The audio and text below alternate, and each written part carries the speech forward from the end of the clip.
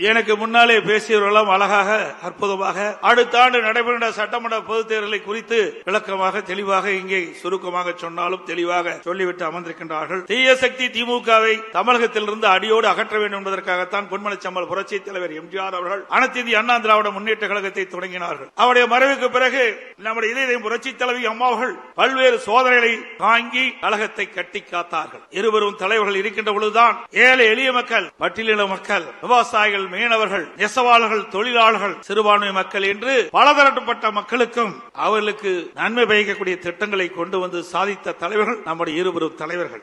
அவருடைய ஆட்சி காலத்தில் தான் மகளிர் மற்றும் இளைஞர்களுக்கு கல்வி, அறிவு, வேலை வாய்ப்பு, நல்வாழ்வு போன்ற அற்புதமான திட்டங்கள் கிடைக்கப்பட்டது. அமைதி, வளம், வளர்ச்சி என்ற அம்மாவின் கொள்கையே நமக்கு தாரக மந்திரமாக கொடுத்தவர் இதயம் புரட்சி தலைவி அம்மா அவர்கள். புரட்சி தலைவர், புரட்சி தலைவி அம்மா ஆகிய இருவரும் வகுத்து தந்த மனித நேயம், மக்கள் நலன், சகோதரத்துவம், சமத்துவம் ஆகியவற்றை எக்காலம் பேணி காப்பது நமது உயிர் மூச்சாக கொண்டிருப்பது அனைத்து இந்திய அண்ணா திராவிட முன்னேற்ற கழகம்.